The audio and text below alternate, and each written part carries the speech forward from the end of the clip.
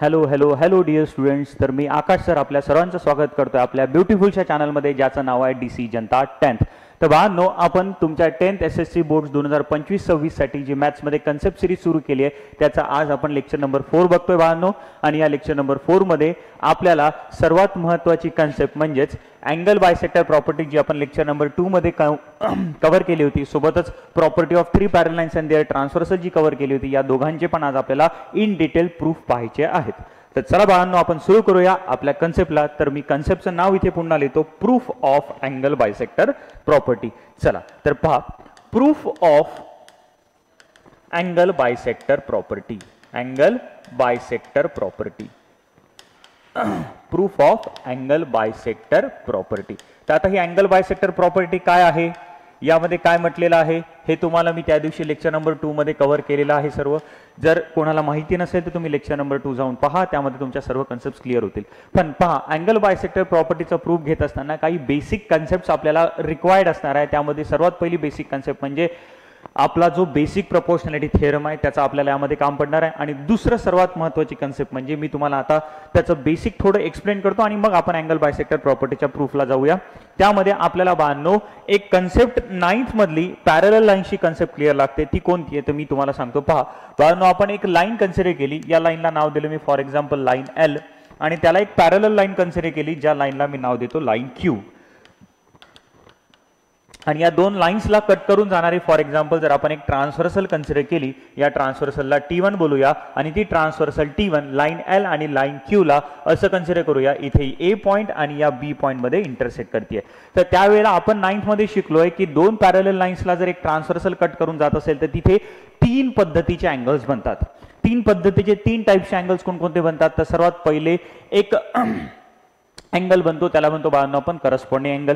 दुसरा जो टाइप बनतो त्याला म्हणतो बाळांनो आपण अल्टरनेट अँगल. आणि तिसरे जे अँगल्स असतात किंवा तिसरा जो टाइप असतो त्याला म्हणतो आपण interior angles on one side of transversal. काय बोला, 3 पद्धतीचे अँगल्स बनतात. सर्वात पहिला जो अँगल आहे त्याला आपण नाव देतो करस्पॉन्डिंग अँगल. काय नाव देतो बोला, करस्पॉन्डिंग अँगल. दुसरे जे अँगल्स असतात किंवा दुसऱ्या टाइपचे जे अँगल्स असतात त्याला बोलतो बाळांनो आपण अल्टरनेट अँगल्स. कोणतं नाव देतो सांगा, अल्टरनेट अँगल्स. आणि तिसऱ्या पद्धतीचे जे अँगल्स असतात ते असतात बाळांनो इंटेरियर अँगल्स. कोण असतात बोला, interior angles on one side of transversal. तर आपल्याला ही कन्सेप्ट माहिती पाहिजे. जर बाळांनो 2 पॅरलल लाईन्स असतील तर त्यावेळेला या ट्रान्सव्हर्सलमुळे जे बनणारे करस्पॉन्डिंग अँगल्स असतात ते ऑलवेज कॉन्ग्रुएंट असतात. 2 लाईन पॅरलल असताना जे काही करस्पॉन्डिंग अँगलच्या पेयर्स बनतात त्या कशा असतात, कॉन्ग्रुएंट असतात. म्हणजे जर इथे मी या अँगलचा या अँगल सोबत जर विचार केला तर हे दोन्ही अँगल्स आपल्याला कसे पाहायला मिळतील, कॉन्ग्रुएंट पाहायला मिळतील. म्हणजे कन्सेप्ट आपली ही क्लिअर असली पाहिजे. 2 पॅरलल लाईन्सला कट करून जाणारी ट्रान्सव्हर्सल असेल आणि त्या ट्रान्सव्हर्सलमुळे बनणारे करस्पॉन्डिंग अँगलचा विचार केला किंवा पेअर ऑफ करस्पॉन्डिंग अँगलचा विचार केला तर ते करस्पॉन्डिंग अँगल्स कसे असतील बोला, कॉन्ग्रुएंट असतील. कसे असतील बोला, कॉन्ग्रुएंट असतील. Is it okay? किंवा त्याचं अल्टरनेट स्टेटमेंट आपण असंही लक्षात ठेवू शकतो की जर 2 लाईन्सला कट करून जाणारे एक ट्रान्सव्हर्सल असेल आणि करस्पॉन्डिंग अँगल्स कॉन्ग्रुएंट असतील तर लाईन्स कशा असतील, पॅरलल. लाईन्स पॅरलल आहे तर करस्पॉन्डिंग अँगल्स कॉन्ग्रुएंट आहे, आणि करस्पॉन्डिंग अँगल्स कॉन्ग्रुएंट आहे तर लाईन्स कशा असतील बोला बाळांनो, पॅरलल. कशा असतील बोला, पॅरलल. सेम त्याच पद्धतीने 2 लाईन पॅरलल आहे, त्यांना कट करून जाणारी जर ट्रान्सव्हर्सल असेल तर त्यावेळेला बनणारे अल्टरनेट अँगल जे असतात, या अँगलला हा अँगल, हे काय होतात बाळांनो, अल्टरनेट अँगल. या अँगलला हा अँगल काय होणार, अल्टरनेट अँगल. मग 2 लाईन पॅरलल असताना ट्रान्सव्हर्सलमुळे बनणारे अल्टरनेट अँगल्स पण कसे असतात, कॉन्ग्रुएंट असतात. कसे असतात बोला, कॉन्ग्रुएंट असतात. किंवा पेअर ऑफ अल्टरनेट अँगल्स कसे असतात बोला, कॉन्ग्रुएंट असतात. याला आपण अल्टरनेट स्टेटमेंट वाईज असंही लक्षात ठेवू शकतो, कॉन्व्हर्स पद्धतीने असंही लक्षात ठेवू शकतो. जर लाईन्स पॅरलल आहे तर अल्टरनेट अँगल्स कॉन्ग्रुएंट आहे, आणि अल्टरनेट अँगल्स कॉन्ग्रुएंट आहे तर लाईन्स कशा आहेत बोला, पॅरलल आहेत. सिमिलर पद्धतीने इंटेरियर अँगल्सच्या बाबतीत आपल्याला सांगता येईल, ट्रान्सव्हर्सलच्या एका साईडला असणारे इंटेरियर अँगल्स म्हणजे विचार केला तर हा जो पर्टिक्युलर अँगल आहे तो पर्टिक्युलर अँगल, या पर्टिक्युलर अँगलचा, या दोघांचा जर विचार केला तर हे अँगल्स कोणते होतात बाळांनो, interior angles on one side of transversal. Interior angles on one side of transversal. आणि लाईन्स पॅरलल असताना हे जे इंटेरियर अँगल्स आहे या दोघांची जर मी सम केली तर ती किती बनते, 180 डिग्री. म्हणजेच ते इंटेरियर अँगल्स कसे असतात, सप्लिमेंटरी. इंटेरियर अँगल्स कसे असतात बोला, सप्लिमेंटरी. किंवा दुसऱ्या भाषेत आपण असंही सांगू शकतो की जर 2 लाईनच्या रिस्पेक्ट मध्ये जर इंटेरियर अँगलची सम 180 डिग्री असेल, इंटेरियर अँगलची सम 180 डिग्री असेल तर लाईन्स कशा असतील, पॅरलल. म्हणजे आपल्याला याच्यावरनं 3 महत्त्वाच्या कन्सेप्ट लक्षात ठेवता येऊ शकतात. 2 लाईन पॅरलल असताना करस्पॉन्डिंग अँगल्स कॉन्ग्रुएंट असतात किंवा करस्पॉन्डिंग दोन्ही अँगल कॉन्ग्रुएंट असताना लाईन्स कशा असतील पॅरलल. सेम पद्धतीने अल्टरनेट अँगल्स कॉन्ग्रुएंट असताना लाईन्स कशा असतील पॅरलल, किंवा लाईन्स पॅरलल असताना पेअर ऑफ अल्टरनेट अँगल्स ही कशा असतील कॉन्ग्रुएंट, आणि इंटेरियर अँगल जर सप्लिमेंटरी असतील तर लाईन्स कशा असतील पॅरलल, किंवा लाईन्स पॅरलल असताना इंटेरियर अँगल्स कशा असतील सप्लिमेंटरी. म्हणजे या 3 कन्सेप्ट तुमच्या क्लिअर असणं गरजेचं आहे. सोबतच आणखीन एक कन्सेप्ट क्लिअर असणं गरजेचं आहे. ती कन्सेप्ट आहे बाबांनो आपली आयसोसेलेस ट्रायंगल थेरमची. कोणती कन्सेप्ट आहे बोला आयसोसेलेस ट्रायंगलची. जर मी एक ट्रायंगल कन्सिडर केला ट्रायंगल एबीसी, आणि मी जर असं बोललो या ट्रायंगल मध्ये एबी जी आहे ती एसी ला इक्वल आहे, तर या ट्रायंगलला मला काय बोलता येईल, तर या ट्रायंगलला मला बोलता येईल आयसोसेलेस ट्रायंगल. आणि कन्सेप्ट आपल्याला ही सांगते जर ट्रायंगल मध्ये 2 साइड इक्वल असतील तर ज्या 2 साइड इक्वल असतात त्याचे अपोजिट अँगल्स एकमेकांना कसे असतील इक्वल असतील. म्हणजे एबी ला अपोजिट अँगल आहे सी आणि एसी ला अपोजिट अँगल आहे बी. जर एबी ही एसी ला इक्वल असेल तर अँगल बी हा अँगल सी ला इक्वल असेल, किंवा अँगल सी हा अँगल बी ला इक्वल असेल. म्हणजे ट्रायंगल मध्ये जर 2 साइड्स इक्वल असतील तर ज्या 2 साइड्स इक्वल आहेत त्याचे अपोजिट अँगल्स ही कसे असतील इक्वल असतील. किंवा यालाच कॉन्व्हर्स पद्धतीने आपण असं लक्षात ठेवू शकतो, ट्रायंगल मध्ये जर 2 अँगल इक्वल आहे तर जे 2 अँगल इक्वल आहे त्यांच्या अपोजिट साइड्स हे काय असतील एकमेकांना इक्वल. म्हणजे अँगल इक्वल तर साइड इक्वल आणि साइड इक्वल तर अँगल इक्वल. ह्या जर बाळांनो तुमच्या कन्सेप्ट क्लिअर असतील तर अँगल बायसेक्टर थेरमच्या प्रूफ मध्ये तुम्हाला कुठेही डिफिकल्टी जाणार नाही. तर चला आपण आता ऍक्च्युअल मध्ये अँगल बायसेक्टर थेरम प्रूफ पाहूया. तर मी तुम्हाला काल शिकवलंय कोणताही प्रूफ लिहित असताना सर्वात इम्पॉर्टंट असतं त्याचं स्टेटमेंट. तर चला पाहूया आपण स्टेटमेंट कशा पद्धतीने आपल्याला याचं लिहिता येतं. Statement of angle bisector theorem.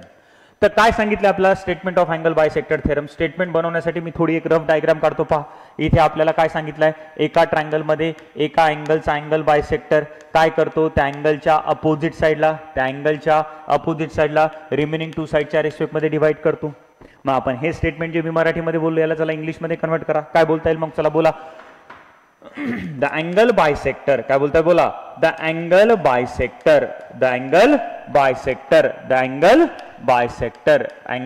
Bisector of any angle of a triangle. हा अँगल बायसेक्टर करतो काय, तर त्या अँगलच्या अपोजिट साइडला काय करतो डिवाइड करतो. कोणाच्या रेशोमध्ये डिवाइड करतो, तर रिमेनिंग 2 साइडच्या रेशोमध्ये. तर मग काय बोलणार, the angle bisector of any angle of a triangle divides the side opposite to the angle, side opposite to the angle in the ratio of remaining 2 sides.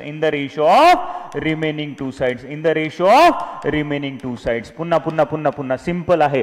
एका ट्रायंगल मध्ये कोणत्याही अँगलचा अँगल बायसेक्टर त्या अँगलच्या opposite साइडला in the ratio of remaining 2 sides divide करतो. म्हणजे statement काय बनतं बोला पुन्हा. The angle bisector of any angle of a triangle divides the side opposite to the angle in the ratio of remaining 2 sides. तर बाळांनो हे झालं आपलं स्टेटमेंट. आता या स्टेटमेंटच्या बेसिसवर तुम्हाला माहिती आहे आपल्याला सर्वात पहिले काय काढावे लागेल, डायग्राम काढावी लागेल. आणि त्या डायग्रामच्या बेसिसवर आपल्याला 2 महत्त्वाच्या गोष्टी नोट डाऊन कराव्या लागतील, ते म्हणजे गिवन आणि त्यानंतर टू प्रूव्ह. तर चला मी आता एक डायग्राम काढतो, येलो कलरने डायग्राम काढूया. चला पहा, इकडे एक ट्रायंगल घेतला मी. या ट्रायंगलला नाव देऊया फॉर एक्झाम्पल आपण triangle ABC.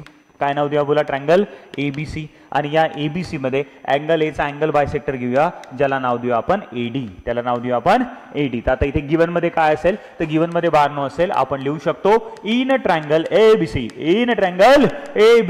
Ray BD is the angle bisector.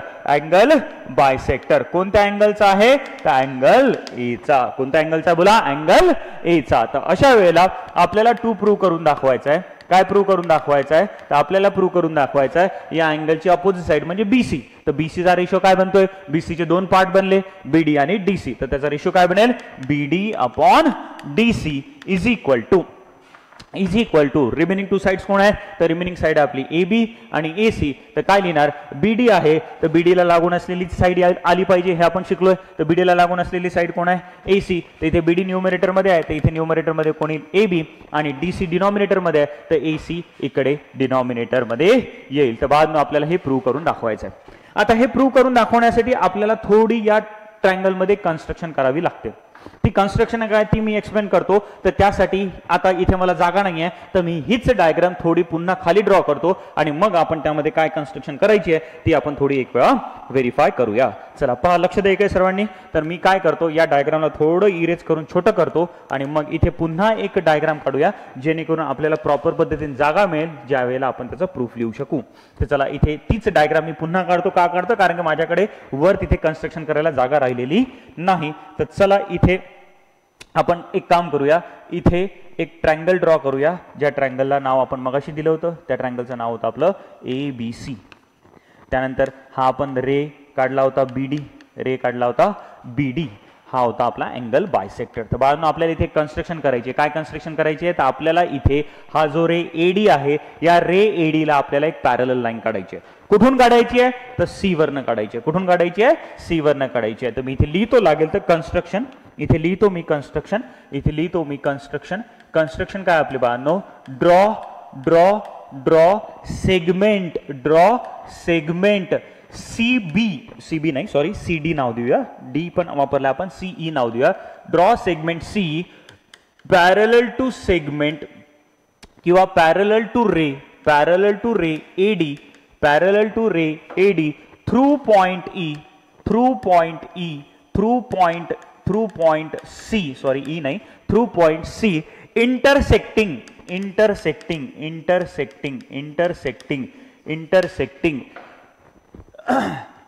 segment AB, intersecting extended segment AB at point E. तर आपल्याला काय करायचं आहे? AD ला एक पॅरलल लाईन काढायची आहे. कुठून काढायची आहे? तर ती काढायची आहे बाळांनो C वरनं. कुठून काढायची बोला? C वरनं, जी आपल्या AB एक्सटेंडेडला इंटरसेक्ट होईल. AB एक्सटेंडेडला इंटरसेक्ट होईल. कुठे इंटरसेक्ट होईल? तर ती बाळांनो E पॉइंटला इंटरसेक्ट होईल. कुठे इंटरसेक्ट होईल बोला? E पॉइंटला इंटरसेक्ट होईल. तर ही बाळांनो आपली कन्स्ट्रक्शन असणार आहे. काय म्हटलं आपण? Draw segment CE parallel to segment AD through C which will intersect AB extended, लागेल तर याला मी थोडंसं which will intersect, draw segment C parallel to segment AD through point C which will intersect याला थोडंसं चेंज करून मी पुन्हा proper पद्धतीने लिहितो. which will intersect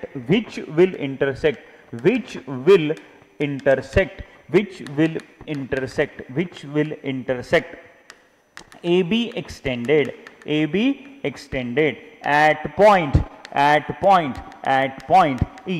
बाळांनो कुठे माझ्या स्पेलिंग मिस्टेक्स होत असतील तर त्या थोड्या कन्सिडर करा. लिहिण्याच्या फ्लो मध्ये कधी कधी एखादं स्पेलिंग चुकलं असू शकतं, दॅट डझंट मॅटर.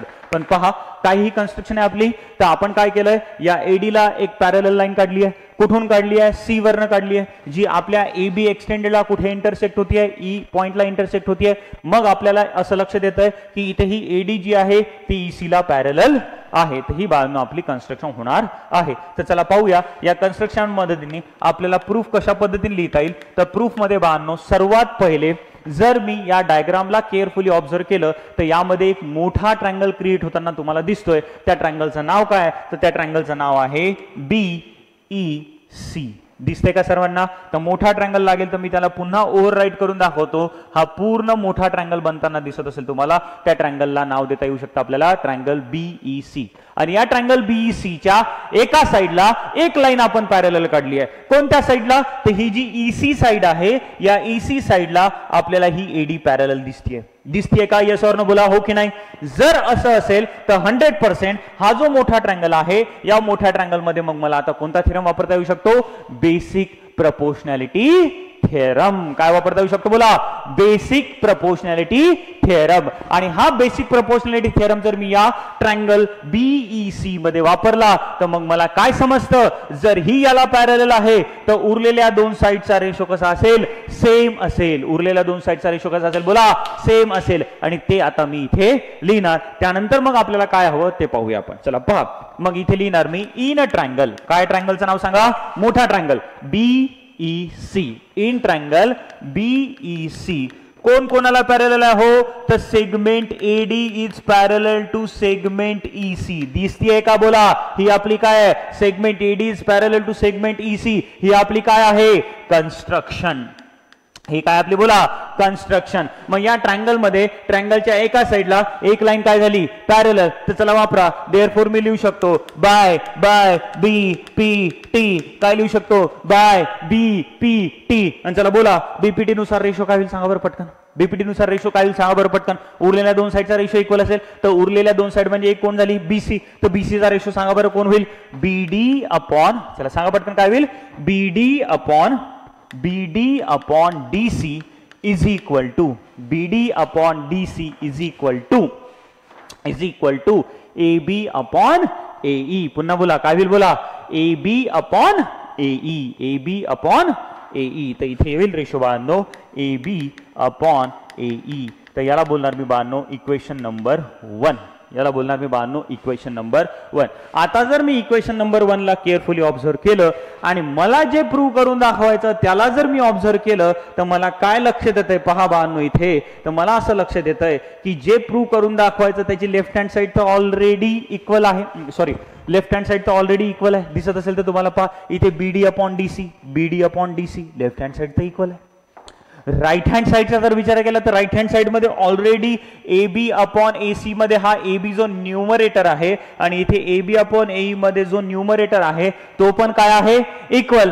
पण फक्त एक गोष्ट इक्वल नाही आहे. तर इथे आपल्याला जे प्रूव्ह करून दाखवायचं ते आहे आपल्याला रिक्वायर्ड AC आणि आपल्याकडे जे इक्वेशन आलं त्या इक्वेशन मध्ये आपल्याकडे आलेलं आहे AE. मग आता जर मला BD upon DC is equal to AB upon AC लिहायचं असेल तर या इक्वेशन मध्ये जर मी असा चेंज करून आणला म्हणजेच सिंपल मी एवढं दाखवू शकलो की AE ही AC ला इक्वल आहे, AE ही AC ला जर इक्वल निघाली, AE जर AC ला इक्वल निघाली किंवा मी असं म्हणू शकलो की AE जी आहे ती AC ला इक्वल आहे तर मग मला काय करता येईल AE च्या जागी AC रिप्लेस करता येईल आणि AE च्या जागी AC रिप्लेस झालं तर मला जे रिक्वायर्ड प्रूफ करून दाखवायचं होतं ते रिक्वायर्ड प्रूफ मला मिळतंय.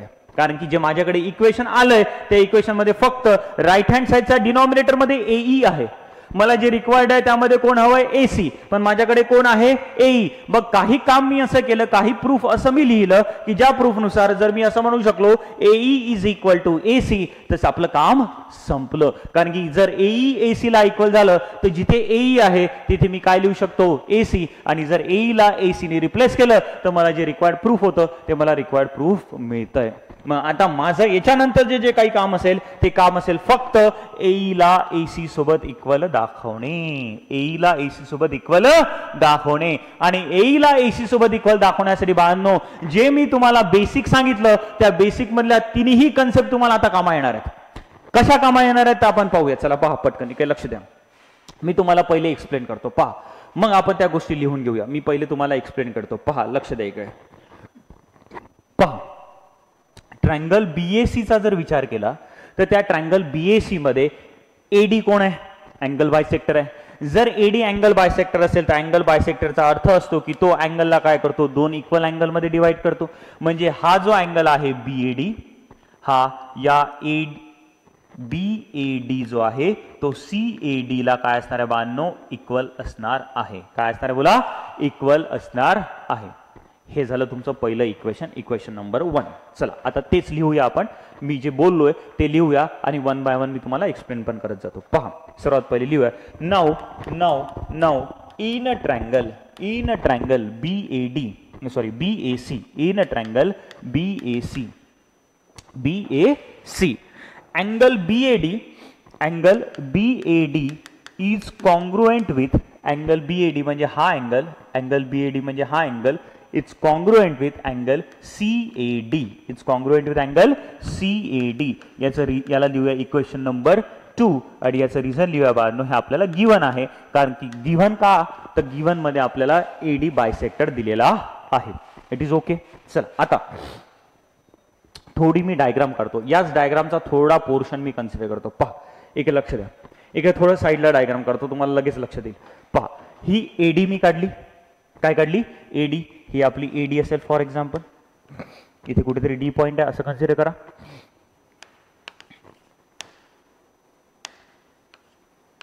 हा D पॉइंट आहे आणि ही आपली असेल बाळांनो फॉर एक्झाम्पल इथे पॉइंट आहे E, इथे पॉइंट आहे C आणि ही अशी येणारी आपली लाईन दिसत असेल EA आणि इथे आहे बी. जर तुम्ही केअरफुली ऑब्झर्व केलं तर तुम्हाला असं लक्षात येईल की ही जी एडी आहे ती ईसी ला काय आहे, पॅरलल. जर एडी ही ईसी ला पॅरलल असेल आणि त्यावेळेला जर ही जी बीई आहे याला जर मी ट्रान्सव्हर्सल कन्सिडर केलं तर हा जो अँगल आहे बाळांनो, हा अँगल या अँगल सोबत इक्वल होणार का? बोला बरं पटकन, येस ऑर नो. तर येस, 100% इक्वल होईल. कारण की आपण मगाशीच सांगितलं, दोन पॅरलल लाईन असतील, दोन पॅरलल लाईन्स असतील आणि त्यांना कट करून जाणारी जर ट्रान्सव्हर्सल असेल, दोन पॅरलल लाईन असतील आणि त्यांना कट करून जाणारी ट्रान्सव्हर्सल असेल तर पेअर ऑफ करस्पॉन्डिंग अँगल्स काय असतात, कॉन्ग्रुएंट असतात. पेअर ऑफ करस्पॉन्डिंग अँगल्स काय असतात, कॉन्ग्रुएंट असतात. आणि तीच कन्सेप्ट तुम्हाला इथे लागलेली दिसते, कारण की एडी जी आहे ती ईसी ला पॅरलल आहे आणि ही जी बी आहे ही जर ट्रान्सव्हर्सल झाली तर हा अँगल जो बीएडी आहे तो या एईसी सोबत कसा बनतोय सांगा, करस्पॉन्डिंग. आणि लाईन्स पॅरलल असताना करस्पॉन्डिंग अँगल्स कसे असतात, इक्वल असतात. कसे असतात बोला, इक्वल असतात. मग हीच कन्सेप्ट जर आता मी इथे लिहिली तर मला काय लिहिता येईल बोला. नाव सेगमेंट एडी, तेच लिहिणार मी, segment AD is parallel to segment EC. चला लिहा बरं पटकन, काय लिहिणार, segment AD is parallel to segment कोणती बोला, ईसी. सेगमेंट कोणती बोला, ईसी. याचं रिझन तुम्ही लिहू शकता, कन्स्ट्रक्शन आहे आपली ते. and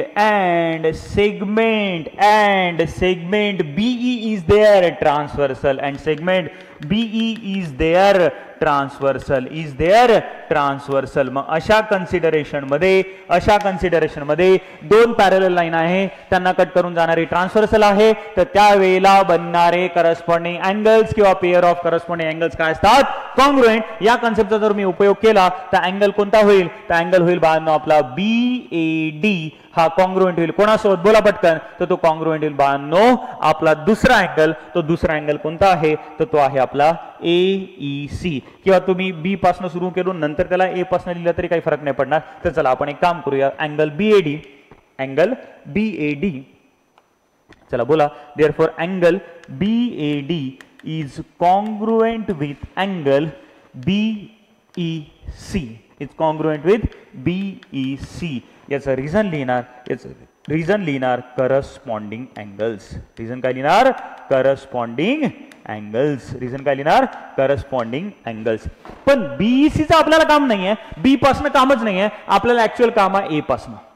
तर मग बी जो अँगल आहे मी सुरू केला बीईसी पासून, त्यालाच एईसी पासून लिहिता येईल का, तर येस 100%, काहीच डाऊट नाही. तर मग दॅट इज करून लिहू शकतो angle BAD is congruent with B पासून सुरुवात करता एईसी. याचं रिझन लिहू शकतो B dash A dash E. काय लिहिता येईल बोला, B dash A dash E. हे तिन्ही पॉइंट्स काय कोलिनियर आहेत, एका स्ट्रेट लाईन वर आहेत, म्हणून मी बी पासून सुरुवात केली काय आणि ए पासून सुरुवात केली काय, काही फरक पडणार नाही. म्हणजे या अँगल BEC ला बी पासून सुरुवात करा काय किंवा ए पासून सुरुवात करा काय, अँगल तर आपला ईच आहे, त्याच्यामध्ये काही फरक पडत नाही. It is okay. आणि हे जे लिहिलं याला आपण बाळांनो देऊया इक्वेशन नंबर 3. काय नाव देऊया बोला, इक्वेशन नंबर 3. इथे लिहितो मी बाळांनो इक्वेशन नंबर 3 जरा. चला हा झाला आपलं इक्वेशन नंबर 3. आता त्याच डायग्राम मधला दुसऱ्या ट्रान्सव्हर्सलला कन्सिडर करून मी आणखीन एक अँगलला कॉन्ग्रुएंट कन्सिडर करू शकतो. ते कसं, तर त्यासाठी बाळांनो मी आता फक्त पहा ट्रान्सव्हर्सल चेंज करतो. आपल्या पॅरलल लाईन्सला तर मी सेमच ठेवतो, ही एडी जी आहे ती ईसी ला पॅरलल आहे ते तसंच ठेवतो, फक्त आता ट्रान्सव्हर्सल मी घेतो एसी. ट्रान्सव्हर्सल मी कोण घेतो बोला, एसी. लागेल तर इथेच मी छोटी डायग्राम काढतो आणि नंतर खाली पण पुन्हा काढेल, पण इथे तुम्हाला लक्ष देण्यासाठी ही आहे आपली बाळांनो एडी, ही आपली बाळांनो एडी, ही आपली बाळांनो ईसी आणि ही आहे आपली ट्रान्सव्हर्सल एसी. ही झाली आता आपली ट्रान्सव्हर्सल एसी. मग अशा कन्सिडरेशन मध्ये आपल्याला माहिती आहे एडी ही ईसी ला पॅरलल आहे आणि एसी जर त्यांची ट्रान्सव्हर्सल असेल तर मग मला सांगा बरं, हा जो अँगल आहे तो या अँगलला इक्वल असणार आहे का, येस ऑर नो बोला. येस, 100% इक्वल असणार आहे. कारण की दोन लाईन पॅरलल असताना त्यांना जर एक ट्रान्सव्हर्सल कट करून जात असेल तर आताच आपण शिकलोय, मगाशीच आपण शिकलोय की बनणारे अल्टरनेट अँगल्स किंवा बनणाऱ्या पेअर ऑफ अल्टरनेट अँगल्स कसे असतात, कॉन्ग्रुएंट असतात. कसे असतात बोला, कॉन्ग्रुएंट असतात. लाईन पॅरलल असताना पेअर ऑफ अल्टरनेट अँगल्स कसे असतात, कॉन्ग्रुएंट. आणि हा अँगल याला कसा बनतोय, अल्टरनेट. म्हणजे हे दोन्ही अँगल एकमेकांना कसे असतील बोला पटकन, इक्वल असतील, कॉन्ग्रुएंट असतील. कसे असतील बोला, इक्वल असतील, कॉन्ग्रुएंट असतील. चला याच डायग्रामला मी तुम्हाला थोडं अंडरस्टँड होण्यासाठी खाली ड्रॉ करतो जिथे लिहितोय तिथे. चला पहा, इकडे लक्ष द्या, इकडे लक्ष द्या. आपला जो ट्रायंगल होता त्यामध्ये ही अशा पद्धतीने एक लाईन आहे, त्यानंतर सॉरी इथे थोडंसं जागा स्पेस देण्यासाठी इथे आणि इथे, आणि हे झालं आपलं ए सी. इथे होतं डी, इथे होतं ई, एडी. मग आपल्याला काय दिलेलं आहे पहा, तेच स्टेटमेंट मी पुन्हा रिपीट करणार, तेच स्टेटमेंट मी पुन्हा रिपीट करणार. कोणतं? Segment AD. Segment AD is parallel to segment EC. Segment AD is parallel to segment EC, is parallel to segment EC. आणि आता मी ट्रान्सव्हर्सल चेंज करणार, ती ट्रान्सव्हर्सल कोण घेणार? AC. And segment AC is there, is there, is there, is there transversal. Is there काय बोला? Transversal. मग अशा कन्सिडरेशन मध्ये मला आता बोलता येतं angle DAC, angle DAC is congruent with angle ACE, angle A CE. आणि याचं रिझन काय लिहिणार? तर याचं रिझन लिहिणार मी बा नो अल्टरनेट अँगल्स. काय रिझन लिहिणार बोला? Alternate angles. काय रिझन लिहिणार बोला? Alternate angles. म्हणजे आता मला काय लक्षात येत आहे, अँगल डीएसी जो आहे, अँगल डीएसी जो आहे तो कोणासोबत इक्वल झाला? एसीई सोबत इक्वल झाला. कोणासोबत इक्वल झाला बोला? एसीई सोबत इक्वल झाला, एसीई सोबत इक्वल झाला. तर याला देणार मी बाळांनो इक्वेशन नंबर, याला देणार मी बाळांनो equation number, equation number, equation number 4, equation number 4. आता जर मी carefully equation number 2, equation number 3 आणि इक्वेशन नंबर 4 ला जर केअरफुली ऑब्झर्व केलं तर मला याच्यावरनं काय लक्षात येतं थोडं पहा, पहा पहा पहा. मी डायग्राम मध्ये तुम्हाला दाखवतो लागेल तर पहा. डायग्राम मध्ये इक्वेशन नंबर 2 मध्ये आपण काय बोललो? इक्वेशन नंबर 2 मध्ये आपण काय बोललो? मी रेड कलरने दाखवतो. हा जो पर्टिक्युलर अँगल आहे, हा पर्टिक्युलर अँगल जो आहे तो याला इक्वल आहे, हे आपण इक्वेशन नंबर 2 मध्ये बोललो, कारण की एडी कोण आहे? Angle bisector. त्याच्यानंतर इक्वेशन 3 मध्ये आपण काय बोललो? इक्वेशन 3 मध्ये आपण बोललो, इक्वेशन 3 मध्ये आपण बोललो, इक्वेशन 3 मध्ये आपण बोललो की हा जो अँगल आहे, जो अँगल बीएडी आहे तो या अँगलला इक्वल आहे. कोणाला इक्वल आहे बोला? या अँगलला इक्वल आहे. येस ऑर नो बोला पटकन, हो की नाही? Yes, very good. आणि इक्वेशन 4 मध्ये आपण असं बोललोय बा नो, इक्वेशन 4 मध्ये आपण असं बोललोय बा नो की हा जो पर्टिक्युलर अँगल आहे, हा जो पर्टिक्युलर अँगल आहे, हा पर्टिक्युलर अँगल या अँगल सोबत इक्वल आहे, या अँगल सोबत काय आहे? इक्वल आहेत. तर मग या डायग्रामवरनं तुम्हाला आता काय लक्षात येतंय? या डायग्रामवरनं आता तुम्हाला असं लक्षात आलं असेल की अँगल एईसी जो आहे तो कोणाला इक्वल झाला? तर तो इक्वल झाला बा नो एसीई ला. येस ऑर नो, हो की नाही? त्या 3 इक्वेशनच्या मदतीने आपण असं म्हणू शकतो का की अँगल एईसी जो आहे तो एसीई ला इक्वल झालाय? समजलं तुम्हाला? येलो येलो कलर आलाय, इथे पण येलो कलर आलाय, इथे पण येलो कलर आलाय, म्हणजे दोन अँगल कसे झाले? इक्वल. चला कलरने नसेल समजलं तर मी तुम्हाला मेजरमेंट घेऊन दाखवतो, पहा लक्ष द्या. आपल्याला सर्वात पहिले काय दिलं होतं? हा बीएडी जो आहे तो सीएडी ला इक्वल आहे. मग आपण असं कन्सिडर करूया या अँगलचं मेजरमेंट 30 डिग्री आहे, तर याचं पण किती होणार? 30 डिग्री, कारण की दोन्ही अँगल इक्वल आहे. जर मग कन्सिडर केलं याचं 30 डिग्री तर याचं पण किती होणार? 30 डिग्री. हे झालं इक्वेशन नंबर 2. इक्वेशन नंबर 3 मध्ये आपण काय बोललोय की हा जो पर्टिक्युलर अँगल आहे, हा पर्टिक्युलर अँगल याच्यासोबत इक्वल आहे. मग याचा 30 डिग्री आहे तर याचं पण किती होणार बोला? 30 डिग्री, कारण की दोन्ही अँगल इक्वेशन 3 मध्ये आपण इक्वल दाखवले. हा जो पर्टिक्युलर अँगल आहे तो याच्यासोबत इक्वल दाखवला. हा जर 30 डिग्री असेल तर हा पण किती होणार? मग 30 डिग्री होणार. येस ऑर नो बोला, हो की नाही? येस. चला सिमिलर पद्धतीने इक्वेशन नंबर 4 मध्ये आपण काय बोललो? इक्वेशन 4 मध्ये आपण बोललो की हा जो पर्टिक्युलर अँगल आहे, हा पर्टिक्युलर अँगल याच्यासोबत इक्वल आहे, म्हणजेच हाही 30 डिग्री आहे, तर हा पण मग किती होणार बोला? 30 डिग्री. म्हणजेच आपल्याला आता लक्षात आलं की या ट्रायंगल एईसी चा जर विचार केला तर त्या एईसी मध्ये अँगल एईसी हा इक्वल होतोय कोणाला? एसीई ला. म्हणजे हे जे दोन अँगल्स आहेत, हे दोन अँगल्स काय झालेत बाळांनो बोला? इक्वल झालेत. काय झालेत बोला? इक्वल झालेत. मग आता हेच मला इथे लिहायचं आहे, तर काय लिहायचं आहे? तर from equation, from equation, from equation कोणकोणतं बोला? From equation. अरे अरे अरे काय झालं? काय झालं? काय झालं? हा, देअरफॉर फ्रॉम इक्वेशन कोणकोणतं?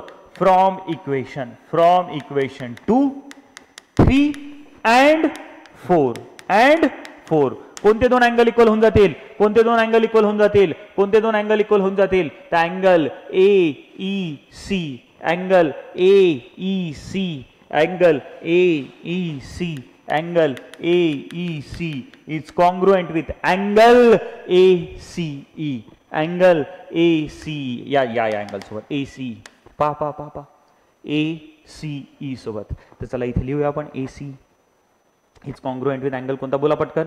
अरे हो रे बाबा पटकन, काय तू आज त्रास देतोय.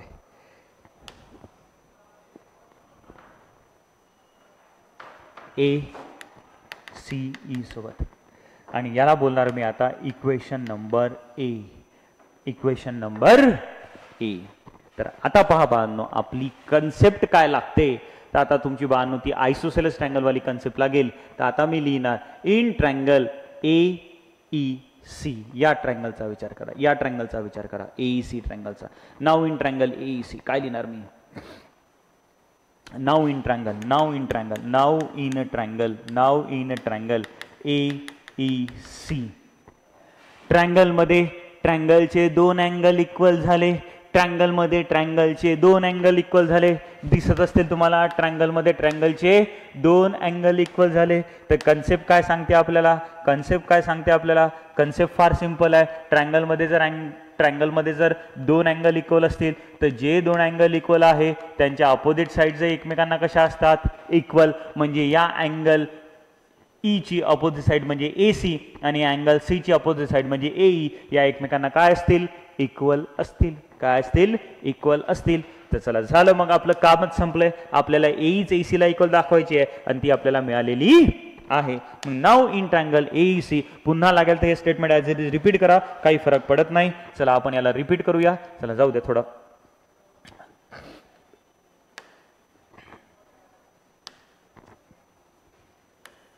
चला याला रिपीट करूया आपण. चला चला चला चला चला चला क्लोन. चला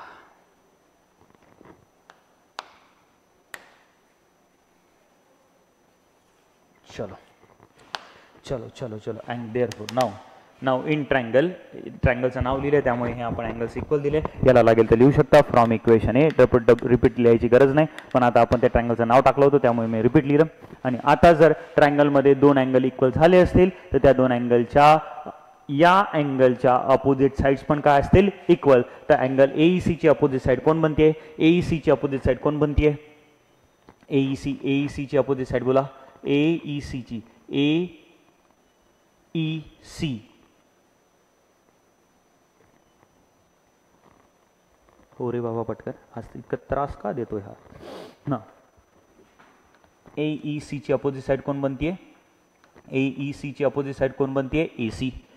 आणि ACE ची अपोजिट साइड कोण बनते AE. तर डायरेक्ट लिहिणार मी AC is equal to AE. आता डायरेक्ट लिहिणार मी काय लिहिणार AC is equal to AE.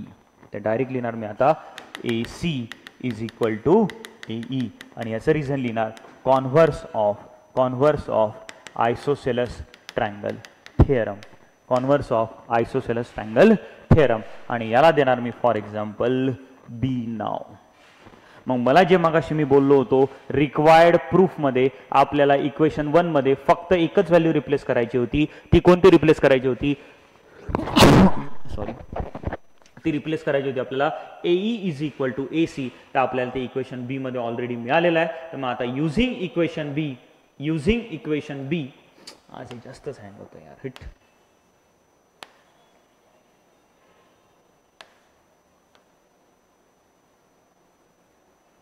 आता लिहिणार मी using equation B in equation 1, in equation 1. तर इक्वेशन 1 काय होतं, इक्वेशन 1 होतं बाळांनो आपलं BD upon DC, BD upon DC. 2 minute. BD upon DC is equal to AB upon AE.